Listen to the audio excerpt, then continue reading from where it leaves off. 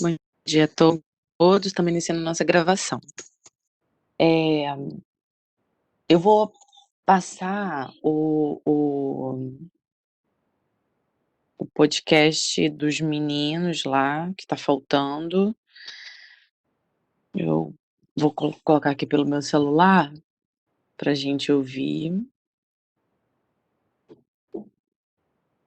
Aí o grupo, que é o Bruno, o Breno e o Arlisson, eles estão aí? Tem alguém aí já? Deixa eu ver. Ainda não. Nenhum deles. Bruno, Breno e Arlisson.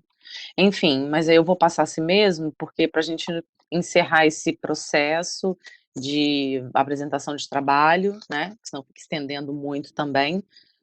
Aí eu vou fazer isso então, tá bom? Vou passar então agora para vocês. Dá um ok para mim para ver se vocês vão ouvir o áudio, tá bom?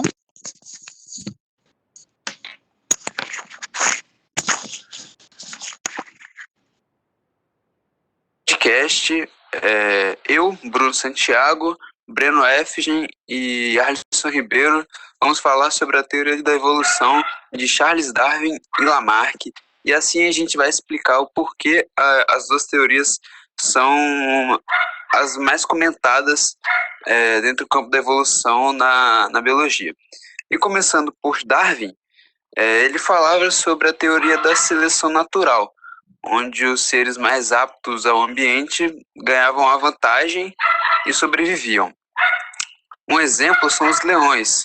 Os que têm a melhor visão e a melhor velocidade conseguem caçar melhor e se alimentar melhor do que os leões lentos. E esses leões lentos, por caçarem menos, se alimentam mal e não deixam descendente, ou seja, os leões que caçam mais se alimentam melhor e acabam deixando um descendente. E acontece a mesma coisa com a caça. O antílope que for mais rápido para fugir do leão sobrevive e procria. E isso explica o porquê os leões são tão bons em caçar antílopes e porquê os antílopes são tão bons em fugir dos leões. Darwin também falava que toda espécie vem de um ancestral comum. Isso responde uma das maiores perguntas que todo mundo faz. Por exemplo, o homem veio do macaco? Não, o homem não veio do macaco. Na verdade, os dois vêm de um ancestral comum.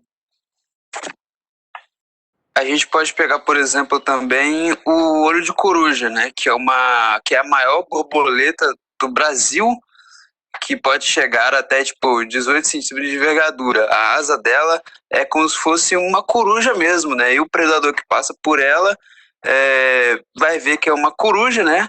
E não vai caçar a borboleta, porque na verdade vai estar vendo a coruja, que dá uma das maiores vantagens para ela, né? Um dos exemplos também que é muito bom de se falar é o urso polar, né? Quando a gente olha para o urso polar, ele geralmente é branco. E isso não é por acaso, não é aleatoriamente que o urso polar é branco. Ele é branco porque ele vive no meio da neve, que é branca também. E isso, ele evoluiu, para estar naquele lugar, né? Para estar na neve, ele evoluiu e pegou uma cor branca para ter vantagem naquele lugar. Então, isso fortalece ainda mais a teoria de Charles Darwin da seleção natural. E agora sobre Lamarck. Eu vou deixar meus companheiros aí, e Arlisson. E agora vamos falar um pouco mais de Lamarck. Quem foi Lamarck? Lamarck foi um naturalista francês responsável pelas primeiras teorias sobre a evolução dos seres vivos. E agora vamos falar um pouco mais de Lamarck. Quem foi Lamarck? Lamarck foi um naturalista francês responsável pela evolução dos seres vivos. Lamarck nasceu no dia 1º de agosto de 1744, na cidade de Bazentin, na França.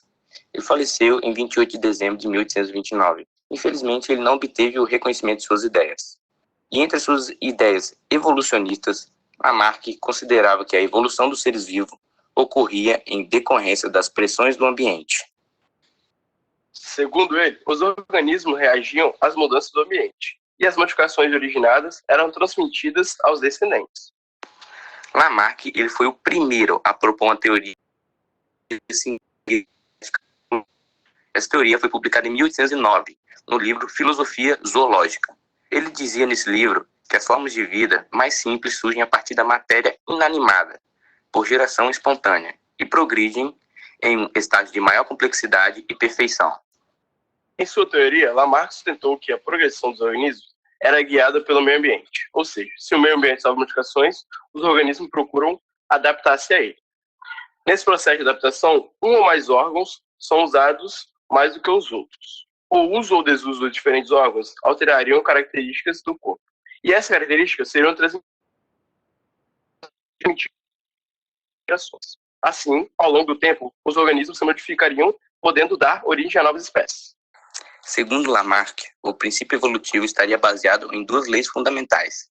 A primeira delas é a lei do uso ou desuso, que é o processo de adaptação ao meio. O uso de determinadas partes do corpo do organismo faz com que elas se desenvolvam, e o desuso faz com que elas se atrofiem. Um exemplo clássico da lei do uso e do desuso é o crescimento do pescoço da girafa. Segundo o Lamarck, devido ao esforço da girafa para comer as folhas mais altas das árvores, o pescoço do mesmo acabou crescendo. E também tem a lei da transmissão dos caráteres adquiridos, que é a alteração no corpo do organismo, provocada pelo uso ou desuso, são transmitidas aos descendentes. Vários são desenhos de abordagem lamarquista para a evolução. Um deles se refere às aves aquáticas, que teriam se tornado pernautas, ou seja, aves com pernas longas. Isso devido ao esforço que para esticar as pernas e assim evitar molhá-las durante a locomoção na água. A cada geração, esse esforço produzia aves com pernas mais altas, que transmitiam essa característica à geração seguinte. Após várias gerações, teriam sido originadas as atuais aves pernautas. Infelizmente, na época, as ideias de Lamarck foram rejeitadas, não porque falavam na herança das características adquiridas, mas por falar em evolução, porque antigamente não sabia nada sobre herança genética, e acreditavam-se que as espécies eram imutáveis. Somente muito mais tarde os cientistas puderam contestar a herança das características adquiridas. E um exemplo de herança genética é uma pessoa que pratica atividade física, que terá a musculatura mais desenvolvida, mas essa condição não é transmitida aos seus descendentes, porque foi uma característica adquirida depois. E por que a gente acredita mais na teoria de Darwin do que na de Lamarck? Porque na teoria de Lamarck é fácil entender que as alterações que são feitas no indivíduo ao longo do tempo não são transmitidas para a prole.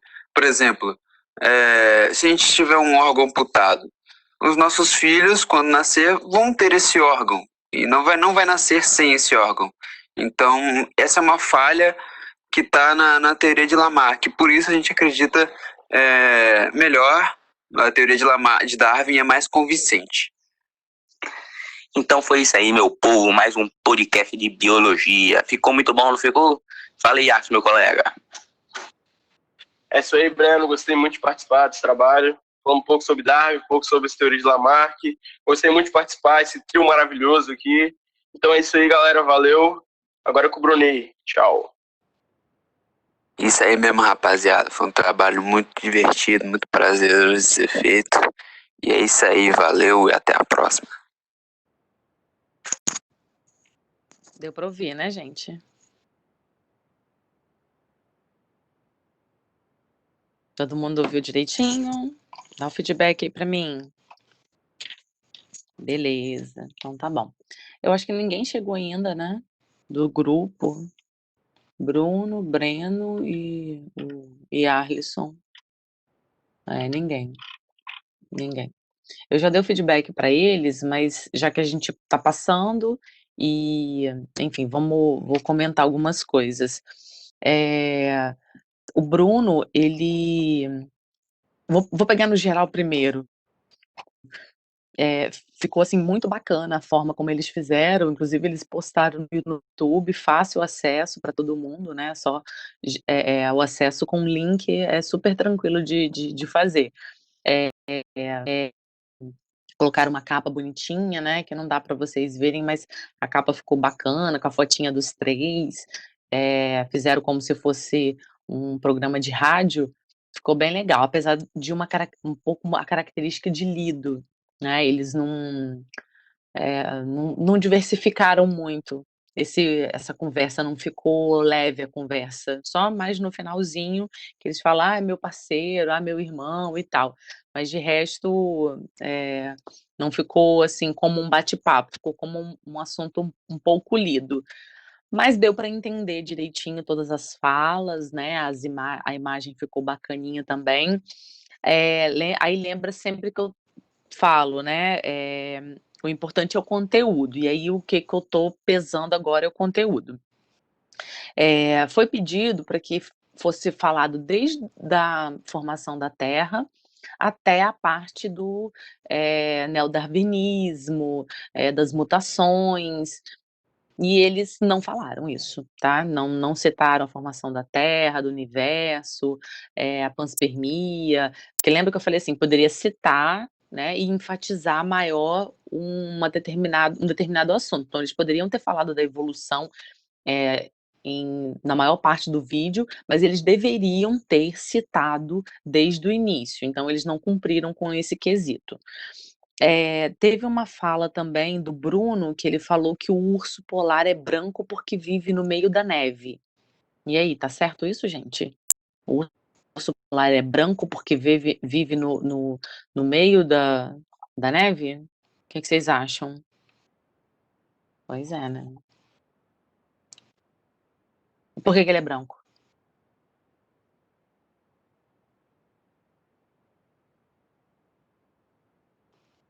Não necessariamente?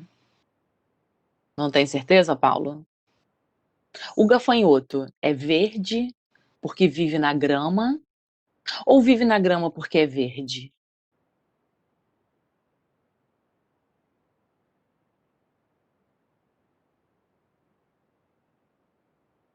O gafanhoto é verde porque vive na grama ou vive na grama porque é verde?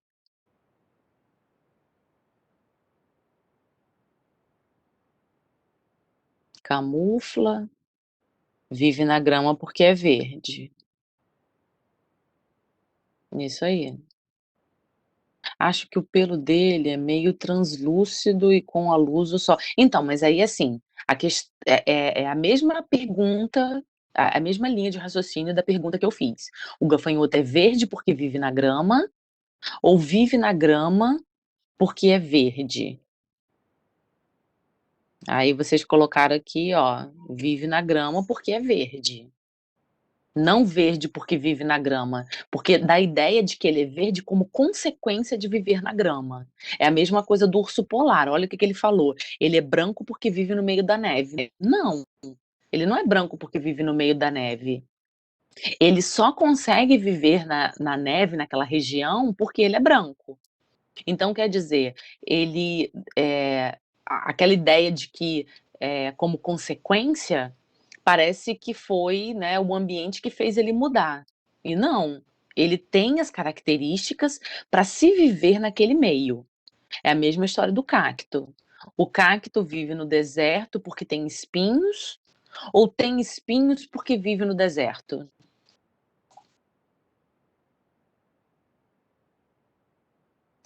Deixa eu ler o que vocês escreveram.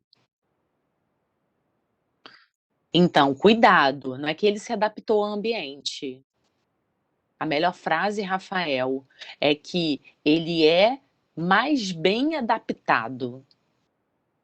Porque adaptou aquele ambiente da ideia de como consequência ele ficou assim.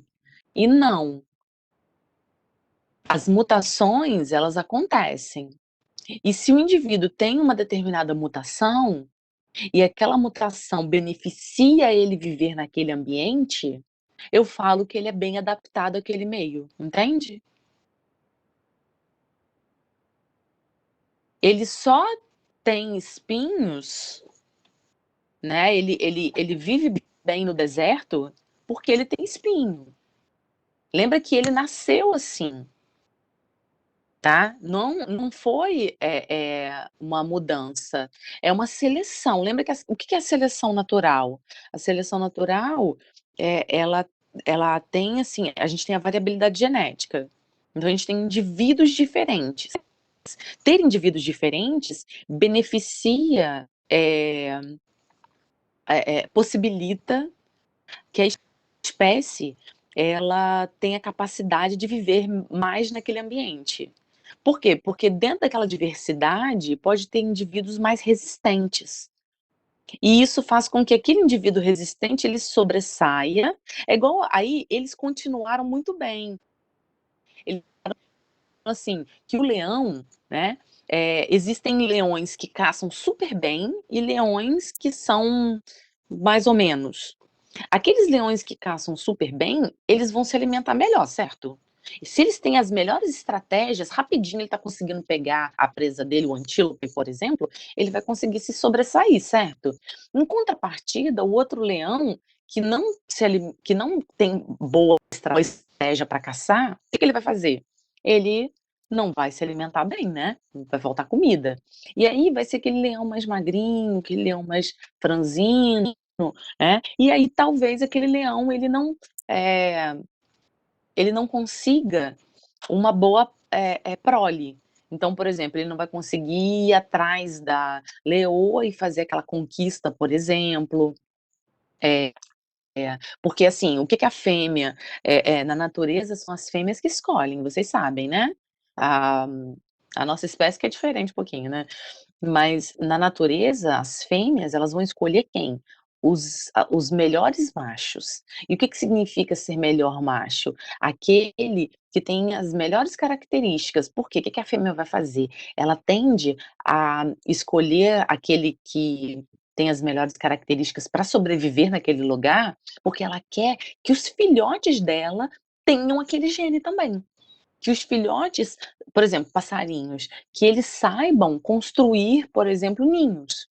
Então, antes da cópula, algumas fêmeas, elas colocam à prova alguns machos para saber se eles sabem construir ninhos. Então, aquele macho que construiu o melhor ninho, ela vai e cruza com ele, ela vai e copula com ele. Por quê? Porque ela quer que os filhotes dela sobressaiam na natureza, que eles tenham aquela característica de bons construtores de ninhos. Porque, gente, qual a finalidade? A finalidade de perpetuar a espécie. É não deixar a espécie acabar, ok? Então é nessa linha, tá? Mais forte, mais rápido, isso aí, Rafa. Beleza, tá? Outra coisa também que eles enfatizaram que eu queria deixar claro para vocês, eles falaram que a ciência ela reconhece a herança dos caracteres adquiridos. Não, a ciência ela não reconhece. Ela reconhece que as características são passadas de geração para geração, mas dos caracteres adquiridos, então, se eu ficar toda musculosa, se eu tiver um filho, significa que o filho vai nascer todo bombadinho, cheio de músculo sobressalente? Não, né? Ou se eu descolorir meu cabelo, deixar meu cabelo ficar lourona, significa que o filho ou a filha que eu vou ter vão nascer loiros? Não, isso aí seria os caracteres adquiridos. Então, a ciência ela não reconhece isso, tá bom? E nessa ordem seria melhor eles terem falado primeiro é, é, falado do Lamarck, que o Lamarck ele precedeu, né, o Darwin, tá bom? E aí o resto foi tudo direitinho, né? Falaram que as ideias de Lamarck não foram aceitas na época, de que Darwin, por exemplo, ele falava da evolução dos seres vivos, que os seres vivos tinham ancestrais em comum, porque eles tinham características muito parecidas, ok? Então, nessa ideia aí. Mas, enfim, palmas para o grupo que não está aí, né? Mas palma para eles. Ô, José, tem recadinho para você lá no mural, hein? Você não me respondeu, não, hein? Tá me ouvindo, José? Pois é. Me responde lá que a gente precisa trocar uma ideia sobre algumas coisas que você não está fazendo.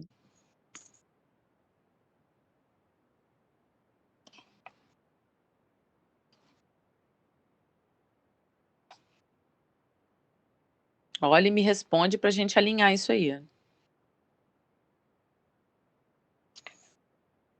Gente, a Milena veio hoje? Veio, né? Tá online, Milena? Beleza. Você faltou ontem? Ontem eu te chamei, mas aí você não tava.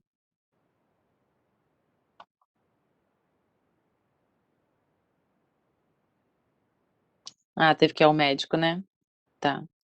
Não, não me avisaram, não. Você pediu pra quem? Ninguém me avisou, não. Falaram até que você estava treinando. Aí eu fui perguntar até pra Sandra se.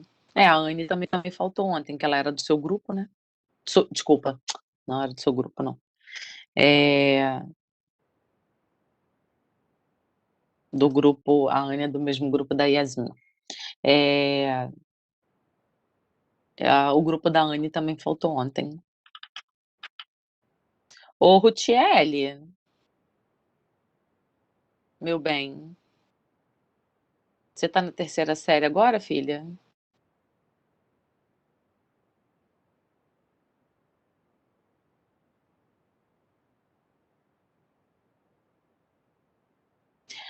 É, mas eu não falei de Amanda, não. Eu falei de Milena.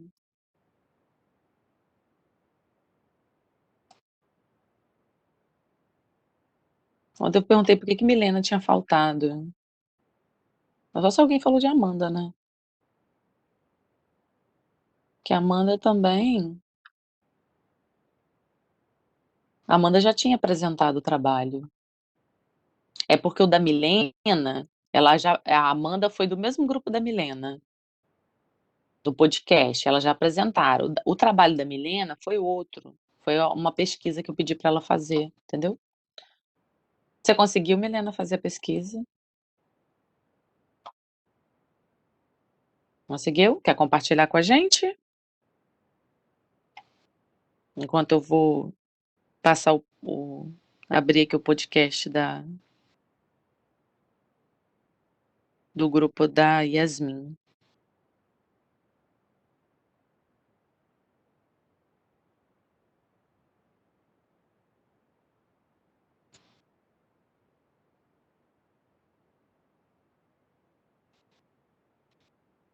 Deixa eu só abrir aqui.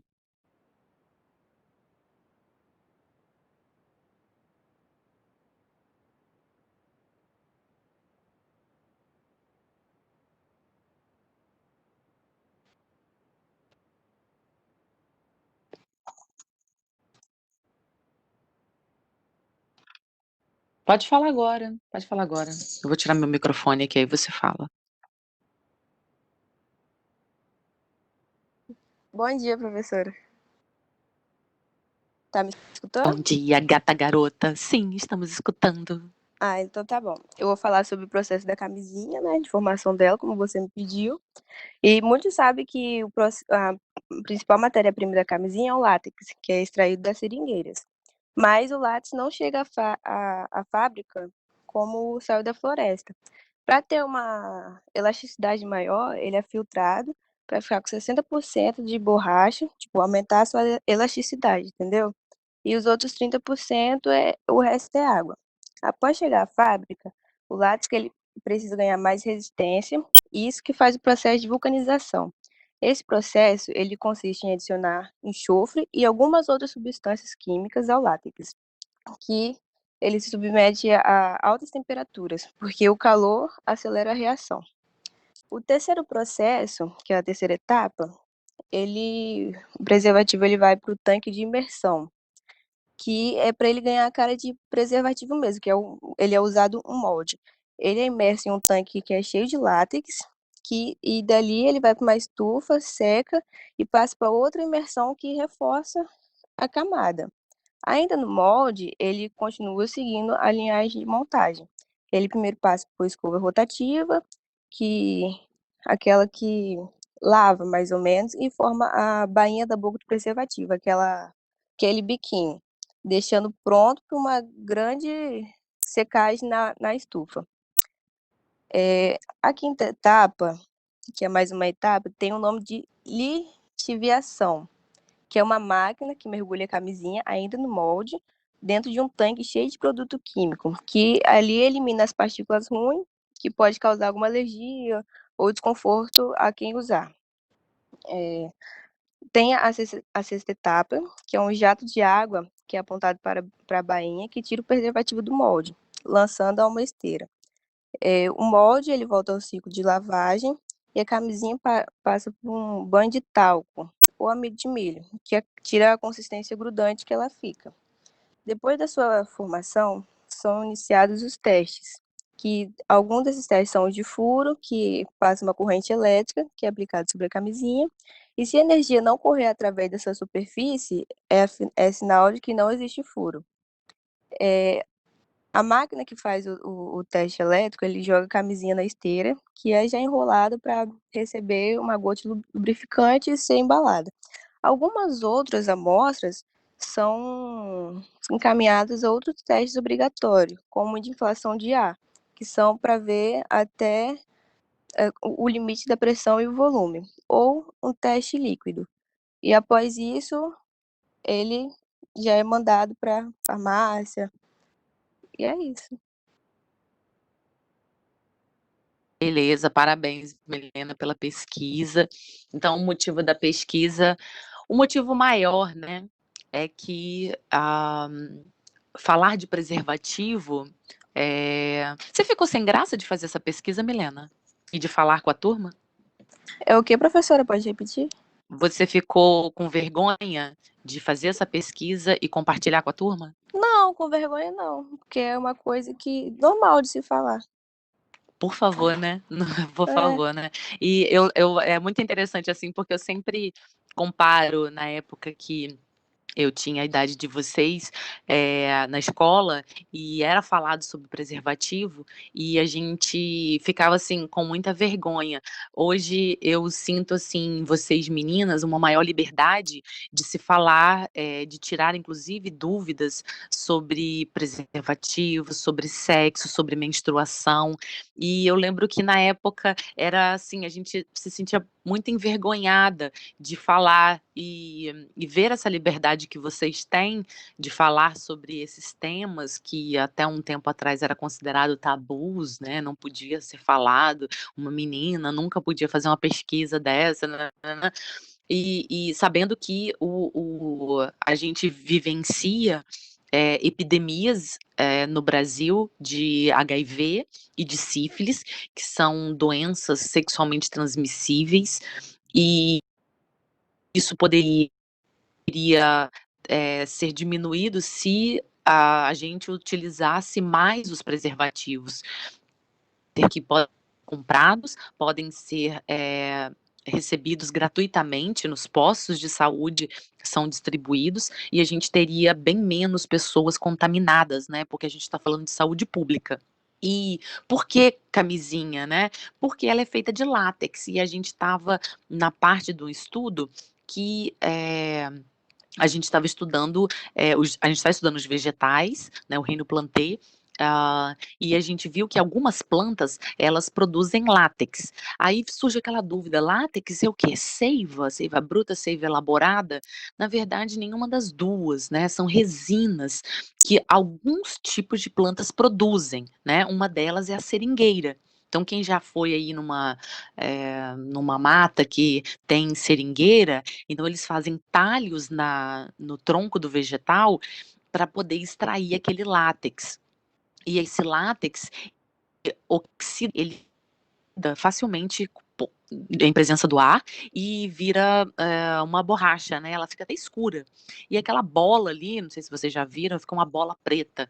É levado para a indústria, aí é feita assim, até a filtragem, né, como a Milena falou, para extrair a água, para ela ficar com uma concentração maior de borracha. E depois ela entra em processo de vulcanização, permite a elasticidade, né, e a resistência. Então, por exemplo, quando eu puxo a minha mão assim, ó, isso aqui é o quê? É resistência, tá? Eu não fico puxando infinitamente a minha pele, né? E se a minha pele volta, é elasticidade, ok? Por isso que da vozinha, você puxa e ela demora para voltar, não é? Já fizeram isso com a vovozinha? Fizeram aqui, assim, né?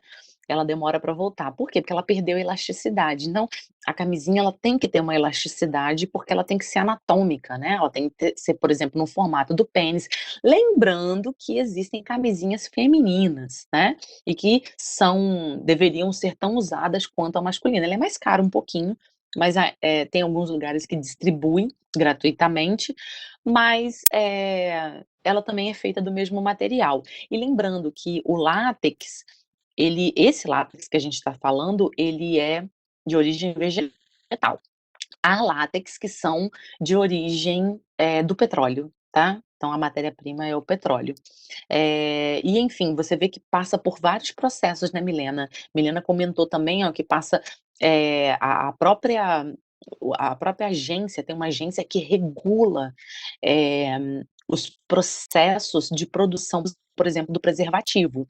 Então você vê que passa por choques, né, passa por inúmeros processos para garantir a confiabilidade nesse material.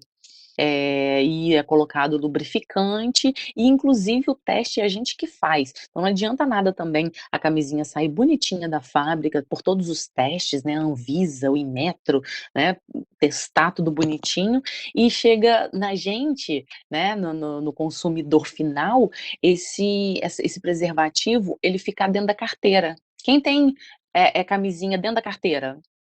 E que, sei lá, tá 1 mês na carteira, alguns dias na carteira.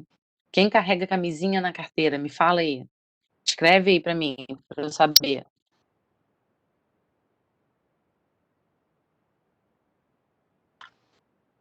Não, gente. Ninguém carrega camisinha na carteira? Ninguém da turma? Como assim? Nenhum dos meninos? Vocês estão me ouvindo, gente?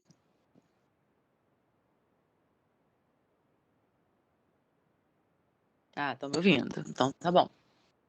Pois é muito comum, pegarem o preservativo e colocar dentro da carteira. Então quer dizer, a carteira, ela fica toda. Se era para estar carregando, tá carregando na carteira? É porque é muito comum dos meninos carregarem preservativos em carteiras, né. Não que tem que carregar, né. Eh, pra pagar de bonitão. Pois é, isso aí, que aí abria assim aqui: "Ah, eu tenho camisinha", né. Mas aí, assim, o que que acontece? Quando a carteira geralmente ela fica no bolso de trás, né, os homens carregam no bolso de trás da calça. E ela, por estar sendo pressionada, ela pressiona o conteúdo que está ali dentro também. Então um preservativo, ele vai ficar pressionado ali, sem contar com o calor do teu corpo, né. Ou então o preservativo está lá no porta-luvas do carro, resseca, o calor bate ali no painel, resseca. Então são lugares que não devem ser carregados preservativo. Preservativo é para ser carregado no momento que for ser usado, tá? Não para ficar eternamente carregando numa carteira ou no porta-luvas do carro. E outra, camisinha tem validade, tá? Então tem que ter cuidado. Em média são 3 anos de validade. Enfim, é isso aí. Use o preservativo que é importante, né, eh, nas relações exatamente para impedir que você se contamine, né, com doenças infecto-contagiosas como HIV e sífilis que o Brasil vem, enfrentando, uma epidemia dessas doenças, beleza? Milena, obrigada pela sua colaboração na aula. Chuchus, eu vou passar, aliás, eu não consegui passar o podcast da Yasmin, porque eu tentei passar para o celular e está dando que não abre, porque deve estar no Drive, eu não sei se eles limitaram isso, né, eu consegui baixar no computador, mas não consegui, eu não sei se eu vou conseguir passar pelo computador. Deixa eu ver se não vai dar microfonia aqui, espera aí.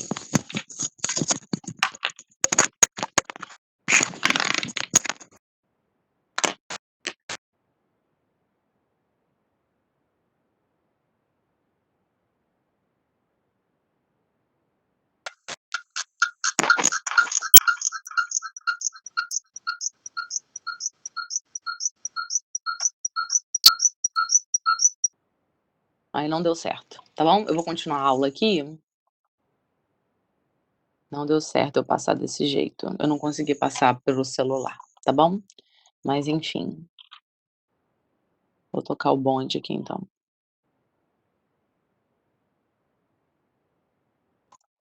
Então, eu vou compartilhar minha tela.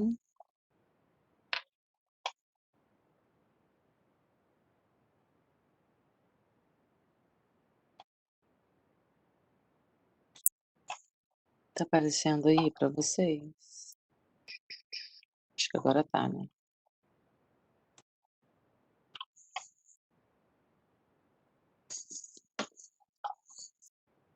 Foi, apareceu.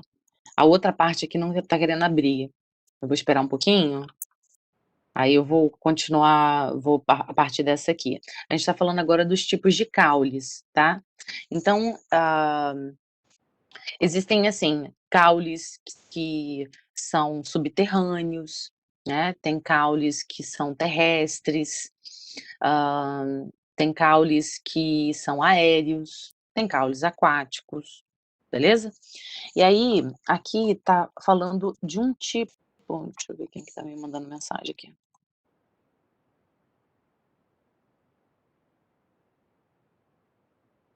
Ô José, eu te mandei no privado, tá? Eu pedi para você entrar em contato por e-mail comigo. Me manda um e-mail que eu vou te mandar aquilo que tá faltando você me entregar. No mural. No mural do portal. Tá bom? Me manda um e-mail. Professora, é porque eu não tenho seu e-mail, né? Então eu precisava do seu e-mail pra gente se comunicar.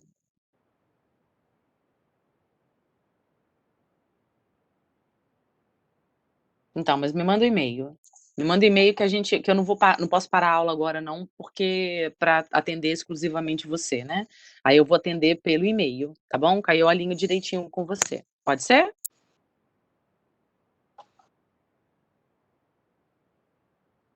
Você tem meu e-mail, não tem? Vou colocar aqui, ó, meu e-mail de novo. Aí você entra em contato comigo.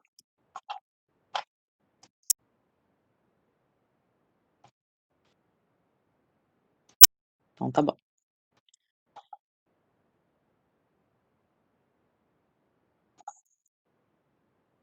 Espera voltar aqui. Aí, nessa página aqui, tá falando dos troncos terrestres, né? Dos troncos terrestres, ó, dos caules terrestres, desculpa, é porque tem o tronco, né? O tronco é aquele padrão que a gente costuma ver, é a que tem troncos de diferentes diâmetros, né, de diferentes tamanhos, e nesses troncos eles têm crescimento lateral, que a gente chama de galho, né? Esse é um tipo de caule, tá? Que a gente chama de tronco. Então é normal nas árvores de grande porte e nos arbustos, por exemplo. Mas aí a gente tem um tipo de caule que é chamado de estipe. Estipe é muito comum. A estipe, ela é exclusiva de coqueiros e de palmeiras. Você vê que não tem crescimentos laterais, não tem galhos, né? Então é errado, inclusive, a gente falar o tronco da palmeira, o tronco do coqueiro. Não, porque é chamado de estipe, tá bom?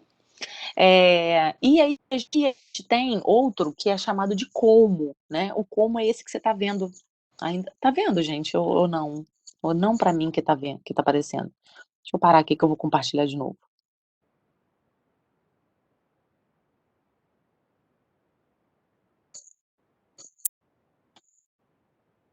Pronto, agora apareceu, né?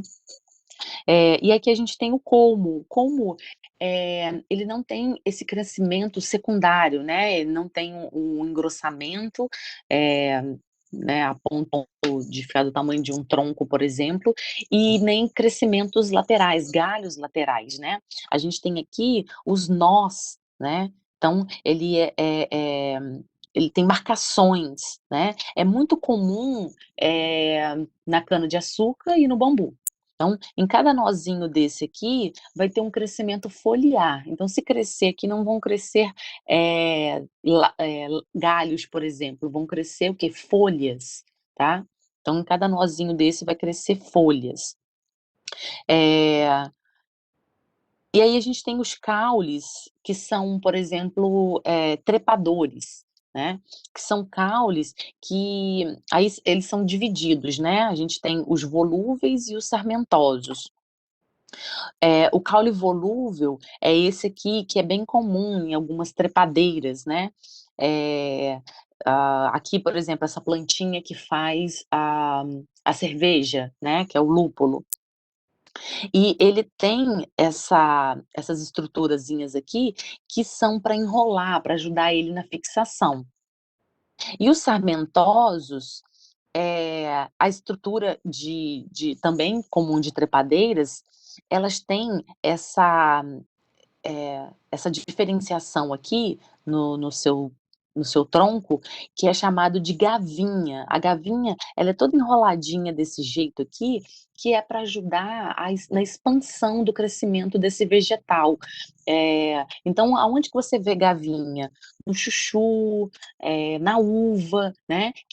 São plantas que vão formar parreiras, né? E vão, se precisar se fixar para poder se alastrar, tá? Então elas precisam de um suporte, são trepadeiras, né? Precisam de um suporte para poder fazer com a ajuda das gavinhas, para poder se fixar em determinado lugar.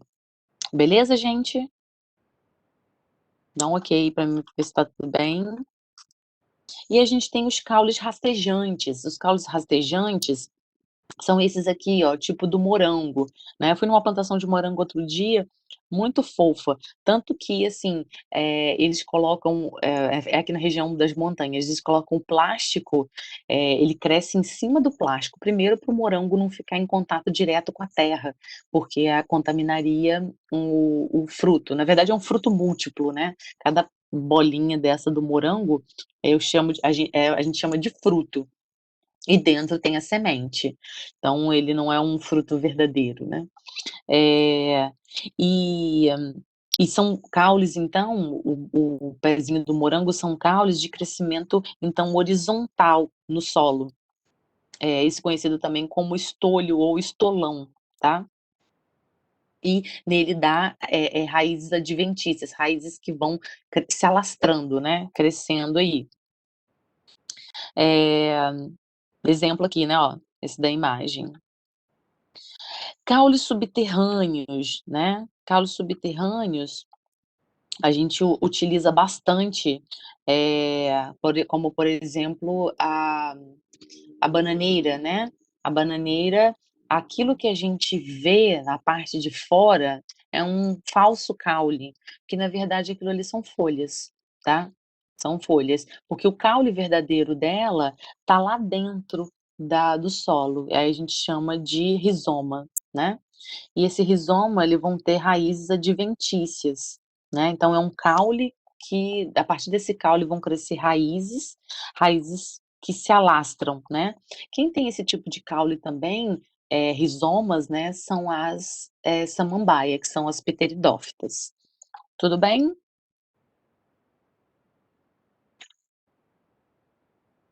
Caule muito consumido também, valeu Alan.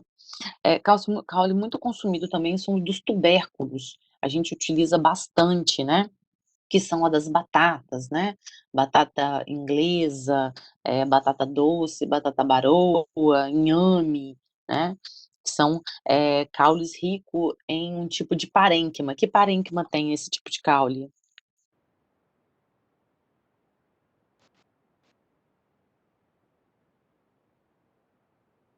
Que tipo de parênquima? A gente falou ontem desses parênquimas. Parênquima amilífero, tá, que é rico em amido, tá, reserva nutritiva para o vegetal. Temos também esses aqui, ó, a cebola, né, e o alho, que são, caules, né, são comos, que a gente chama, eh, são bulbos, né. Então esse tipo de caule, ele é muito suculento, e muito nutritivo, como é o caso aí da cebola, do alho, né? Então são tipos de caules, beleza? Então aqui embaixo está mostrando também eles, ó, as raízes aqui embaixo, né? Então são estruturas caulinares, tá? E riquíssimas em nutrientes. Outro tipo de caule aqui são os cladódios. Os cladódios, eles são comuns aí em plantas que vivem em regiões hostis, por exemplo, secas, né? Como, por exemplo, aqui o cacto. E esse caule, ele tem a capacidade de fazer a fotossíntese. Em tese, a maioria das plantas fazem fotossíntese pelas folhas, mas como são as folhas deles? São modificadas em forma de espinhos, né?